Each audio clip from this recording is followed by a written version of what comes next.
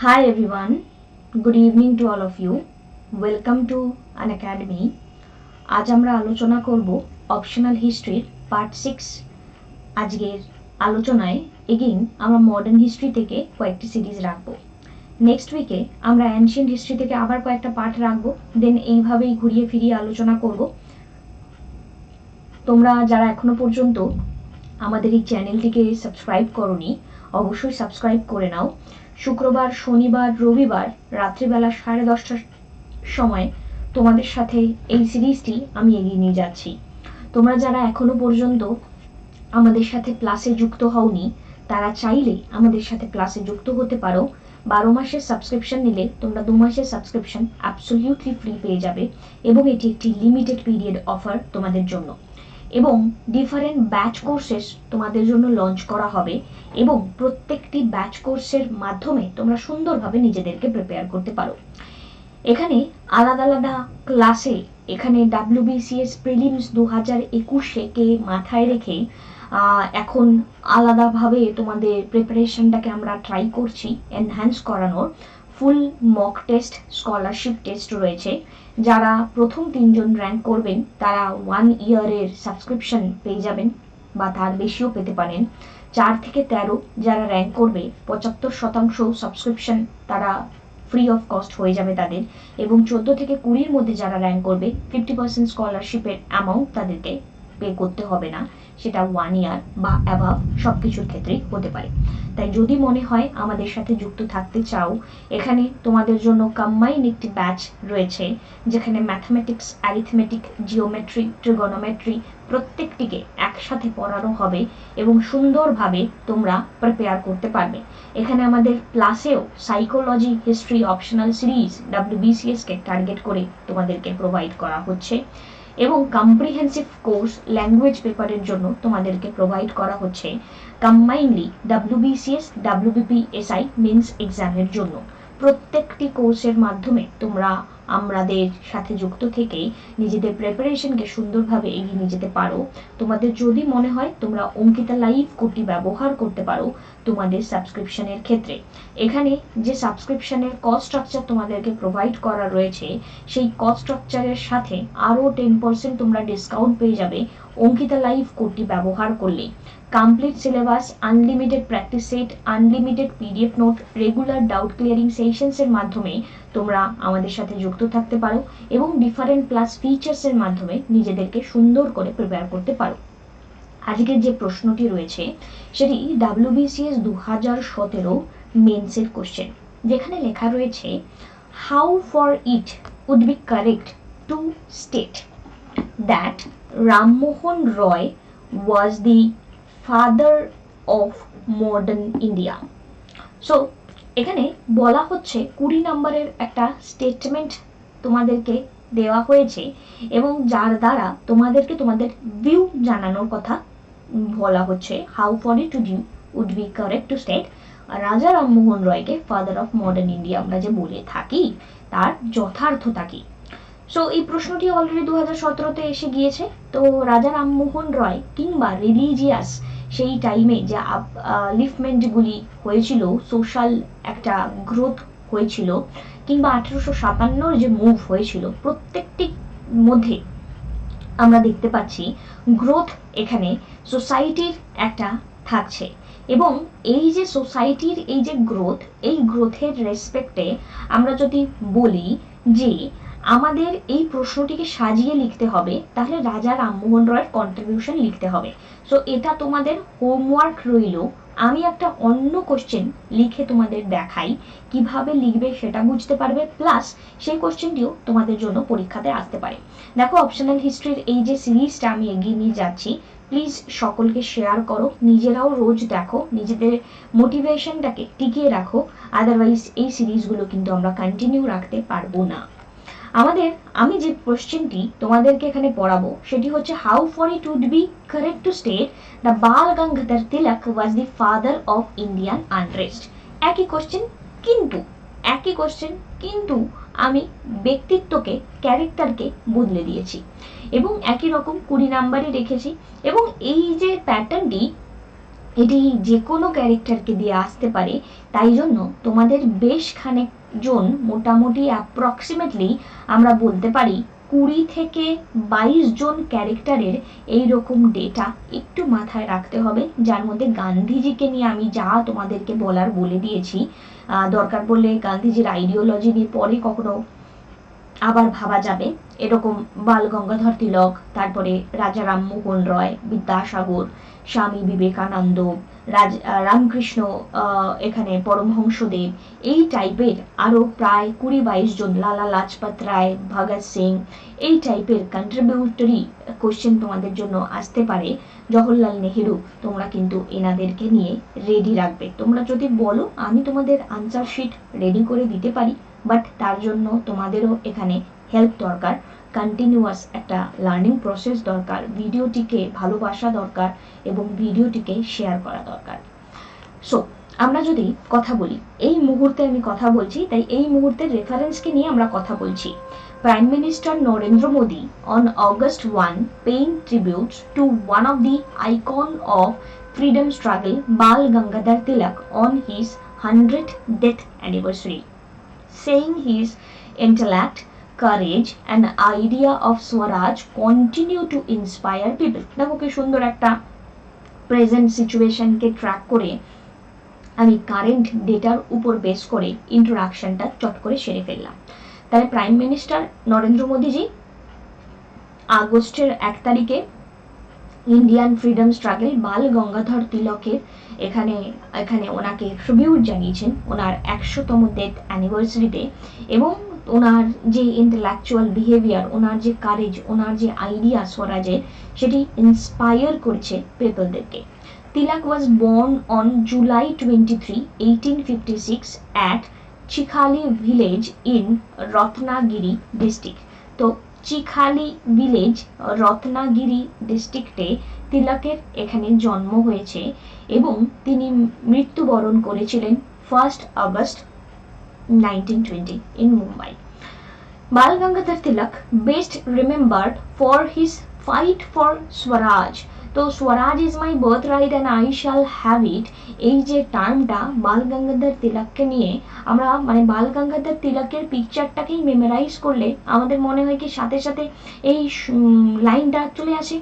তিলক Indian national কংগ্রেসে join করেছিলেন 1890-তে, তার মানে 1885-এ এখানে আইএনসির ফরমেশন হয়। ঠিক তার 5 বছর বাদে তিলক এখানে আইএনসিতে জয়েন করেন।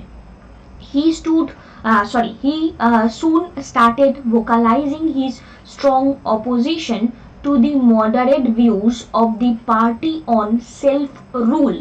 তিনি তাড়াতাড়ি তার অপোজিশন করতে শুরু করে দেন মডারেট ভিউয়ের বিপক্ষে এবং সেলফ রুলকে নিয়ে কথা বলেন। সেলফ রুলকে নিয়ে কথা বলেন কারণ তিনি বুঝেছিলেন মডারেটদের ট্রিপল পি মডেল কিন্তু সাকসেসফুল হওয়ার মতন নয়। সো ইন্ডিয়ান ন্যাশনাল কংগ্রেসের এই 1890-তে এখানে যে আমরা দেখতে পাচ্ছি এবং এই মুহূর্তে একটা অপোজিশন এখানে আমরা দেখতে পারি। নেক্সট তিলকের যে কন্ট্রিবিউশন নিয়ে কথা বলেছে, তাই আমরা তিলকের কন্ট্রিবিউশন নিয়ে এখানে কথা বলবো, নিউজ পেপারস নিয়ে কথা বলবো। এখানে আমরা দেখব ওনার যে ন্যাশনালিস্টিক যে গোল, বাল গঙ্গাধর তিলক দুটি নিউজ পেপার এখানে পাবলিশ করেছিলেন, মাহারাঠা দ্যাট ইজ ইংলিশ এবং Kesari that is Marathi. Tilak fearlessly publish করেছিলেন report about the havoc caused by famine, plague এবং গভর্নমেন্টের utter irresponsibility indifference about famine relief fund. So এই মাহারাঠা একটি নিউজ পেপার, কেসরি, এই দুটি নিউজ পেপারে ইংলিশ এবং মারাঠি এই যে দুইটি ল্যাঙ্গুয়েজ, এই ল্যাঙ্গুয়েজের থ্রু দিয়ে এখানে আমরা দেখতে পাচ্ছি এই নিউজ পেপারের গ্রোথটাকে আমরা বুঝতে পারছি, যার মাধ্যমে তিনি সাধারণ মানুষকে লোকাল ল্যাঙ্গুয়েজ প্লাস ভার্নাকুলার ল্যাঙ্গুয়েজের সাথে সাথে একটি বিদেশি ল্যাঙ্গুয়েজেও এই প্রকাশটা করেছেন, তাদের ন্যাশনালিস্টিক গোলটাকে বজায় রেখেছেন। এবং তার যে পেপার, সেই পেপারে তিনি গভর্নমেন্টের যে ইরেসপন্সিবিলিটি সেটিকে সকলের চোখের সামনে তুলে ধরেছেন। সো গভর্নমেন্টের ইরেসপন্সিবিলিটি তুলে ধরার পিছনে কিন্তু এখানে তিলকের যে বড় হাত, যার জন্য আমরা বলতে পারি গভর্নমেন্ট প্রায় হন্যে হয়েই তিলককে কন্টিনিউয়াসলি ধরার চেষ্টা করেছেন, এবং যখনই ধরেছেন গভর্নমেন্ট কিন্তু তাকে সেডিশন চার্জে, ম্যাক্সিমাম দেশদ্রোহিতার চার্জে এখানে লাকাপে ভরেছেন। সো বেসিক্যালি এই ঘটনা থেকে আমরা প্রমাণিত এখানে আমরা দেখতে পারি গভর্নমেন্টকে উনি শান্তিতে থাকতে দেননি। এবং ওনার যে জন্মর সময় দেখতে পাচ্ছ, আমি আগের স্লাইডেই বললাম কখন জন্মেছেন, 1856-তে। সো 1856-তে উনি যে মুহূর্তে, যে ক্ষণে জন্মেছেন, এবং 1857-তে সিপাহী বিদ্রোহ, ওনার জন্মের সময়কালটাই চারিদিকটাতেই ন্যাশনালিজমের একটা জন্ম হচ্ছিল। তাই ন্যাশনালিজমের জন্মের সাথে সাথে ওনার জন্মটিকে যদি আমরা একসাথে মানে মিলিতভাবে দেখি, একটা দারুণ অ্যাটমসফিয়ার কিন্তু এখানে তৈরি হয়েছিল। সো গভর্নমেন্টের এই যে রেসপন্সিবিলিটিটাকে কন্ট্রোল করাটা খুব ইম্পর্টেন্ট। এই জায়গাটা একটু মাথায় রাখার চেষ্টা করবে যে ফেমাইন রিলিফ ফান্ড, মানে গভর্নমেন্ট বলছে যে ফেমাইন রিলিফ ফান্ড আমরা প্রোভাইড করছি, বাট সেটা কোনো অ্যাপ্রোপ্রিয়েশন নেই, সেটিকে তুলে ধরেছেন তিলক।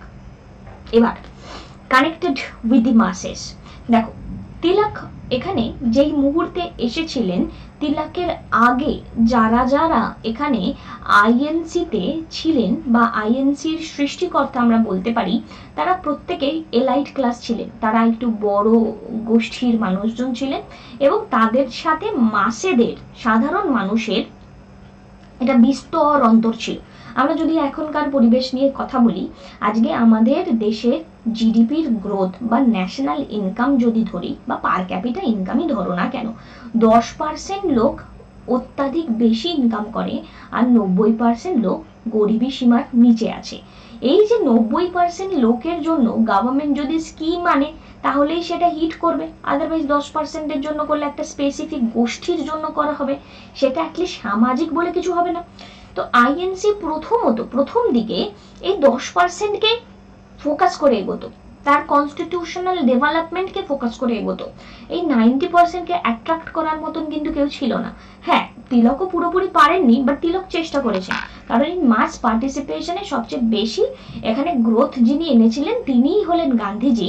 দ্যাটস ওয়াই গান্ধীজির পপুলারিটি এই লেভেলে ছড়িয়ে গিয়েছিল। তো বাট তিলক কিন্তু চেষ্টা করেছিলেন, মানে তিলক প্রসেসিংয়ে ছিলেন, এই মোমেন্টেই গান্ধীজি আর কি প্রসেসিং করে একদম এক্সিকিউট করে দিয়েছেন। তো Tilak is associated most in public memory with his famously defiant statement, Swaraj is my birthright and I shall have it. এটা যেটা আমরা বললাম, এখানে এই যে আপত্তিজনক, ডেফিয়েন্ট কথাটার মধ্যে বিশেষ করে বলতে পারো আপত্তিজনক শব্দটা থাকতে পারে, কিংবা ডেফিয়েন্ট শব্দটার মধ্যে দ্বন্দ্বমূলক বক্তব্য থাকতে পারে, এটা বিভিন্ন ফর্মে ব্যবহার করা হয়। তো তিলক যে কথাটা বলেছিলেন যে স্বরাজ আমার জন্মগত অধিকার এবং আমি সেটি পেয়েই ছাড়বো, এই যে কথাটা, এটা কেমন একটা আমাদের নিজস্ব ফান্ডামেন্টাল রাইটের মতন শোনাচ্ছে, মানে যাকে ছাড়া আমি বাঁচি না, রাইট? তো এই যে তথ্য, আজকে তোমাকে কথা বলতে দেওয়া হচ্ছে, তোমাকে ইকুয়ালিটি দেওয়া হচ্ছে, তোমার রাইট টু ইকুয়ালিটি, তারপরে right two religion practice, right two education, এগুলো যদি তোমার থেকে কেড়ে নেওয়া হয়, ভাবো তো তুমি কি থাকবে, তোমার মধ্যে কি সেই ফিলিংসটা থাকবে? না। তো স্বরাজকে উনি সেই টাইপের ফিলিংসের সাথে অ্যাপ্রোপ্রিয়েশন দেওয়ার চেষ্টা করেছেন, যেটা কিনা একটা বিশাল বড় দিক। He is generally considered to be the first to realize the importance of the mass resistance movement. মাসেদেরকে নিয়ে মুভমেন্ট চালানোর যে ইম্পর্টেন্সটা, হোপফুলি সেটা উনি প্রথম করেছিলেন, এখানে আমরা দেখতে পাচ্ছি। এবং এখানে একটা পয়েন্ট খুব important, he also promoted and expanded the annual Maharashtrian Ganesh Chaturthi festival as an opportunity for the large scale public expression of Hindu nationalist sentiment, and inaugurated a festival in honor of Maratha Hindi king Shivaji. তার মানে তিলককে আমরা এখানে কোথাও না কোথাও দেখতে পাচ্ছি একরকম এই রকম স্বরূপ আমরা ভাবতে পাচ্ছি যে তিলককে আমরা হিন্দুত্বকে প্রমোট করছেন, বাট সেটা এরকমভাবে লেখার আমার মনে হয় না প্রয়োজনীয়তা আছে। কারণ কে খাতা দেখবেন আমরা জানি না, তাই অকারণ যেটুকু না লিখলেই নয় সেটা লিখবে না, অকারণ দরকার নেই। হি অলসো তাহলে promoted and expanded the annual Maharashtrian Ganesh Chaturthi festival. তিনি এক্সপ্যান্ড করেছিলেন গণেশ চতুর্থী ফেস্টিভ্যাল এবং সেখানে তিনি চেয়েছিলেন large number of Hindu nationalist sentiment যাতে এখানে আসে এবং তারা তাদের এই পার্টিসিপেশনের মাধ্যমে ব্রিটিশদেরকে ঘৃণা করে, ব্রিটিশদের বিপক্ষে আপত্তি মূলক মেন্টালিটি তৈরি করে, কিংবা ব্রিটিশদের বিপক্ষে তারা যেন একটা ন্যাশনালিস্ট সেন্টিমেন্টকে গ্রো করে, মোস্ট ইম্পর্টেন্ট থিং। এবং এই যে ফেস্টিভ্যাল গণেশ চতুর্থীর সাথে শিবাজি এই যে ফেস্টিভ্যাল উনি চালু করেন, মারাঠার একজন যে রাজা, সেই রাজাকে অ্যাড্রেস করে কিন্তু এই কাজটি তিনি করেছিলেন। এবার ওনার আইডিওলজি যে কথা বলি, যদি তিলককে আগেই বললাম যে আইএনসিতে উনি পার্টিসিপেট করেছেন 1890-তে। একই লাইন দুবার লেখার কোনো প্রয়োজনীয়তা নেই, আমি দুবার ভুল করে লিখে ফেলেছি হয়তো, ইয়েস। সো তোমাদের দরকার নেই একই লাইন দুবার লেখার। হ্যাঁ, আমি আইডিওলজি ওই প্যারাগ্রাফটা মানে এই লাইনটা ওই সামনের দিকে না লিখে একেবারে এখানেই লিখে দেবে। এবার দেখো, এটা বলে দিলাম তাই আর বলছি না। Due to the fundamental difference in outlook, Tilak and his supporter came to be known as the extremist wing of INC. তো তিলক কিন্তু এখানে বলা যেতে পারে যে এমন ছিলেন না যে ভিউ পয়েন্ট থেকে আমরা বলতে পারি তিলকের ওই মডারেটদের মতো ট্রিপল পি আইডিওলজিতে উনি বিলং করতেন, লাইক পিটিশন, প্রেয়ার, প্রোটেস্ট। উনি বলতেন যে আমাদের যদি এটা অধিকার হয় আমরা এটা চেয়ে নেব, তার জন্য যদি আমাদেরকে অ্যাগ্রেশন দেখাতে হয় আমরা দেখাবো, তার জন্য যদি আমাদেরকে নন ভায়োলেন্ট উপায়ে না কাজ করতে হয়ে ভায়োলেন্ট উপায়ে কাজ করতে হয় তাহলে করবো। তার মানে গান্ধীজির সাথে পুরোপুরি একটা আইডিওলজিক্যাল ব্রেক আমরা দেখতে পাচ্ছি তিলকের। তো তিলক অনেকটাই আলাদা একজন ব্যক্তি ছিলেন। সর্বপ্রথম তিলক একজন এক্সট্রিমিস্ট ব্যক্তি ছিলেন, চরমপন্থী ব্যক্তি ছিলেন, আর গান্ধীজি একজন নরমপন্থী ব্যক্তি ছিলেন। He was a great reformer throughout his life. He advocated the cause of women education and women empowerment. তো আমি তোমাদেরকে বলেছিলাম যে উইমেনদের জন্য গান্ধীজি সেইভাবে খোলাখুলি কিছু করেননি। সো তিলক কিন্তু দেখো এখানে থ্রু আউট হিজ লাইফ উনি উইমেন এডুকেশনকে প্রমোট করেছেন, উইমেন এম্পাওয়ারমেন্টকে প্রমোট করেছেন। তিলক এবং তার সাথে all India home rule League, মানে তিলককে নিয়ে কথা বলবে আর অল ইন্ডিয়া হোম রুল লীগকে নিয়ে কথা বলবে না, এটা তো হয় না। সো এখানে 1907-এ আমরা চাইলে আনসারটাকে আরো বড় করা যায় যদি 40 নম্বরের আসে, আমি তার কয়েকটা রেফারেন্স দিয়ে দিচ্ছি। 1907-এ সুরাট স্প্লিট হয়েছিল আমরা জানি, এবং এই সুরাট স্প্লিটের এক অন্যতম সেই সময় যিনি লিডার বলতে পারো তিনি ছিলেন তিলক। এবং লালবাল পাল তারা এক্সট্রিমিস্ট যে গ্রুপ, তারা বলেছিলেন যে 1905-এর এই বঙ্গভঙ্গে যেভাবে গভর্নমেন্ট আইএনসিকে রিপ্রেজেন্ট করা, গভর্নমেন্ট আইএনসিকে রিপ্রেজেন্ট করছে কিংবা আইএনসি গভর্নমেন্টকে রিপ্রেজেন্ট করছে, ঠিক সেইভাবে অ্যাটলিস্ট স্বাধীনতা সম্ভব নয়। তো এবার বা সেইভাবে স্বরাজ সম্ভব নয়, তখন তো পূর্ণ স্বরাজের দাবি ছিল না, শুধু স্বরাজের দাবি ছিল। এবার এই যে সুরাট স্প্লিট আমরা দেখতে পাচ্ছি, এই সুরাট স্প্লিটকে যদি আমরা এখানে ট্র্যাক করি, তারপরে 1916-তে এখানে রিইউনিয়ন হয় অম্বিকাচরণ মজুমদারের আন্ডারে। এবার এই যে লখনৌ প্যাক্ট এখানে সাইন করা হয় 1916-তে। তো এই যে রিইউনিট এখানে আমরা ইউনাইটেশনের যখন আমরা ব্যাপারটা এখানে দেখতে পারি, তখন এখানে দেখা যায় যে এই সময় তিনি এবং তার যে ন্যাশনালিস্ট যে ফেলোরা ছিলেন, তাকে যারা ফলো করে চলতেন, তাদের সবার জন্য এখানে তিলক কিন্তু একটা নতুন রকম ফোকাস এনেছিলেন।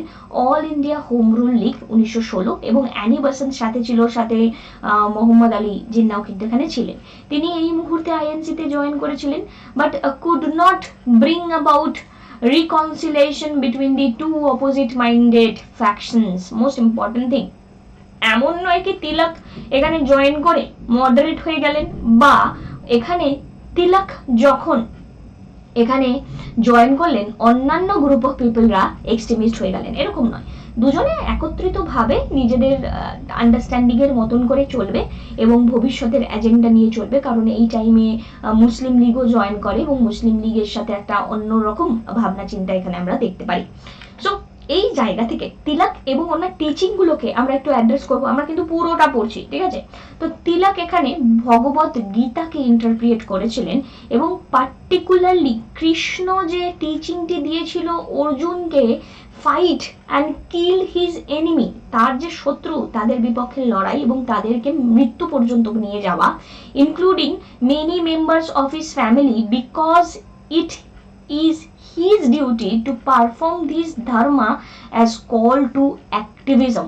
তার মানে এই মুহূর্তে অর্জুনকে যখন কৃষ্ণ জানিয়েছিলেন যে তোমাকে তোমার এনিমিকে মারতে হবে, সেটা তোমার ফ্যামিলি মেম্বারই হোক না কেন, সে তোমার জন্য এখানে তোমার সাথে যুদ্ধক্ষেত্রে দাঁড়িয়ে আছে, সে যদি তোমার ফ্যামিলি মেম্বার হতো কিংবা তোমার মতন ভাবতো, সে নিশ্চয়ই তোমার অপোজিটে যুদ্ধক্ষেত্রে দাঁড়িয়ে থাকতো না।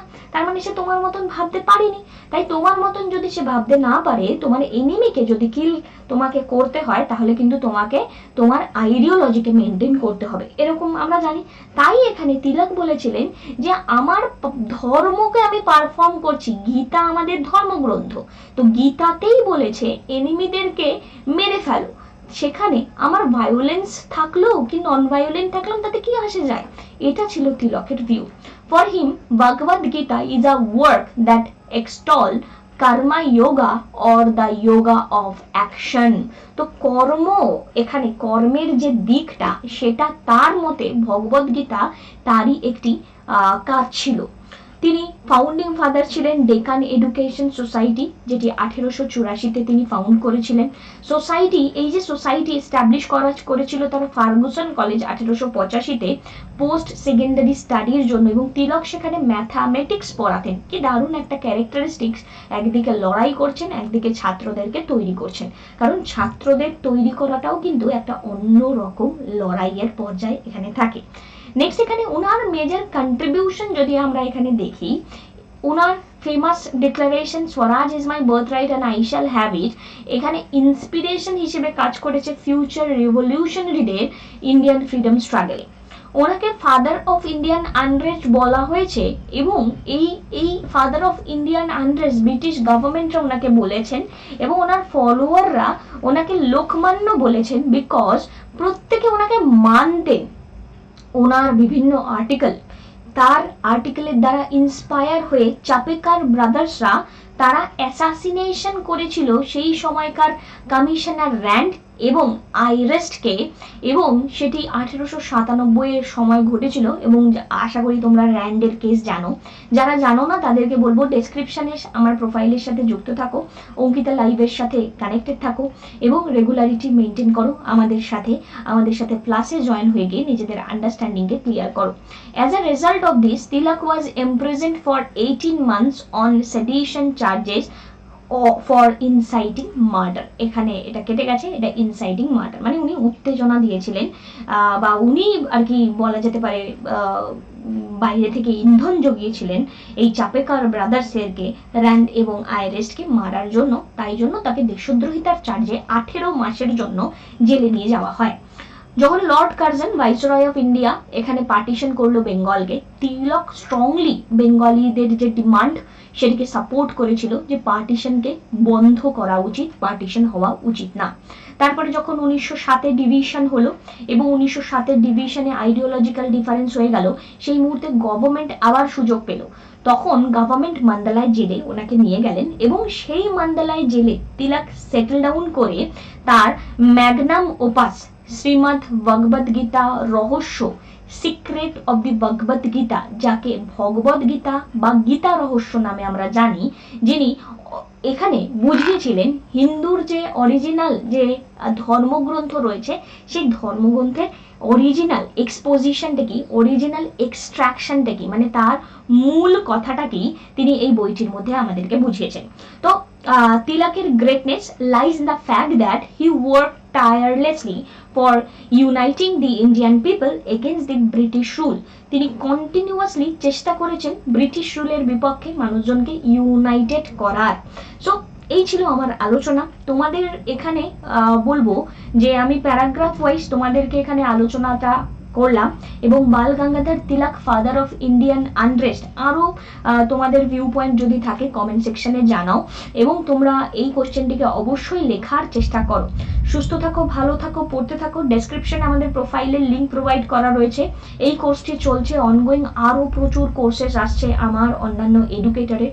একটি মাত্র সাবস্ক্রিপশনের দ্বারা তোমরা তোমাদের টার্গেট অ্যাচিভ করতে পারবে, এবং আমার টার্গেট তোমাদেরকে 70 to 80% প্রোভাইড করা। তো আমাদের সাথে প্লাসে যুক্ত থাকো। আমার সাথে তোমরা এমনি যুক্ত থাকতে চাইলে বা কমিউনিকেট করতে চাইলে ডেসক্রিপশনে আমার প্রোফাইলে গিয়ে আমাকে মেসেজ করতে পারো। Thank you. এই ভিডিওটি ভালো লাগলে একটি লাইক অবশ্যই, এবং যেটি বললাম বন্ধুদের সাথে শেয়ার করো এই সিরিজটিকে কন্টিনিউ রাখতে চাইলে। Thank you.